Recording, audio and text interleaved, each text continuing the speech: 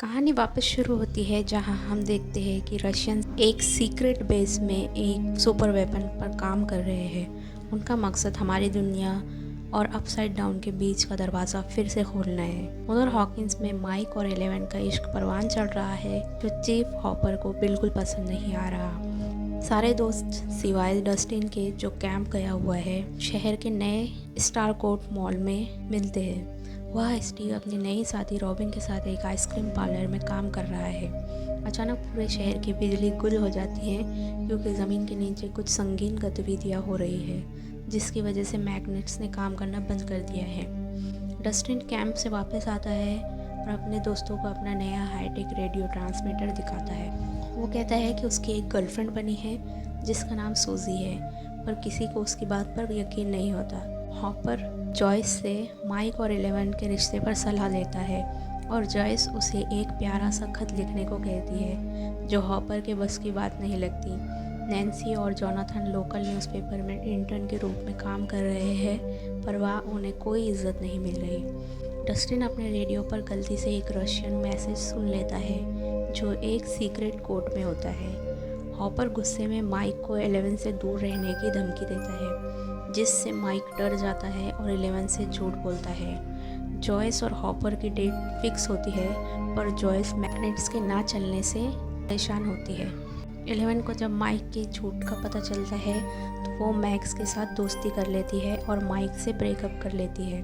बिली एक संगीन हादसे का शिकार होता है, उस पर अपसाइड डाउन का कब्जा होने लगता है। नैन्सी और जोनाथन को एक बूढ़ी औरत के बारे में पता चलता है जिसके घर के चूहे अजीब बर्ताव कर रहे हैं। डस्टिन, स्टीव और रॉबिन मिलकर उस रशियन कोड का मतलब निकाल लेते हैं। उन्हें पता चलता है कि मॉल के नीचे कुछ बहुत बड़ा हो रहा है। लूकस की बहन एरिका उनकी मदद करती है और वो वेंट के रास्ते एक सीक्रेट जगह दाखिल होते हैं। जॉयस और हॉपर अपने पुराने लेबोरेटरी जाते हैं जहां उन पर एक रशियन एजेंट हमला करता है। इलेवन अपनी पावर से बिली पर नज़र रखती है और उसे एहसास होता है कि बिली लोगों को अगवा कर एक पुराने मील में ले जा रहा है जहाँ एक नया मॉन्स्टर द माइंड फ्लायर पल रहा है। बच्चे बिली को एक सोना रूम में कैद करके टेस्ट करते हैं क्योंकि उन्हें पता है कि मॉन्स्टर को गर्मी से नफरत है। बिली अंदर का मॉन्स्टर दिखाता है और इलेवन से लड़ता है पर वो भाग निकलता है। उधर हॉपर और जॉयस एक रशियन साइंटिस्ट एलेक्सी को पकड़ लेते हैं। डस्टिन का ग्रुप मॉल के नीचे एक बहुत बड़ा रशियन बेस में पहुंच जाते हैं जहां वो उस मशीन को देखते हैं जो पोर्टल खोल रही है।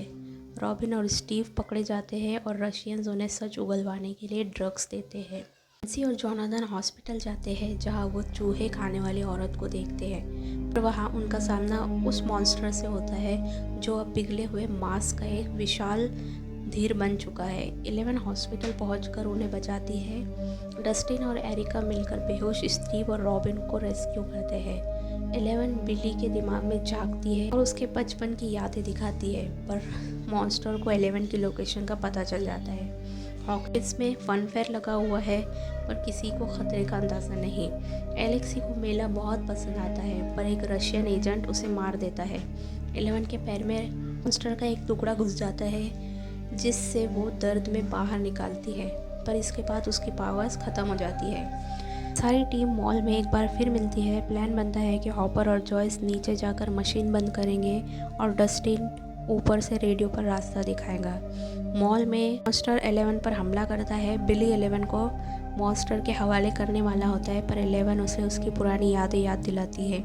बिली का दिल पिघल जाता है और वो 11 को बचाने के लिए अपनी जान दे देता है। नीचे हॉपर उस रशियन एजेंट से लड़ता है और पोर्टल के पास फंस जाता है। जॉयस को पोर्टल बंद करने के लिए लीवर खींचना पड़ता है और एक बड़ा धमाके में हॉपर गायब हो जाता है। लास्ट में बायर्स परिवार और इलेवन शहर छोड़कर जा रहे होते हैं। इलेवन को हॉपर का वो पुराना खत मिलता है जिसे पढ़कर वो रो पड़ती है। माइक और इलेवन एक दूसरे को आखिरी बार किस करते हैं। कहानी ख़त्म होती है रशिया के एक जेल में जहां गार्ड्स एक कैदी को बाहर निकालते हैं और एक पुराने डेमो डॉग का शिकार बना देते हैं।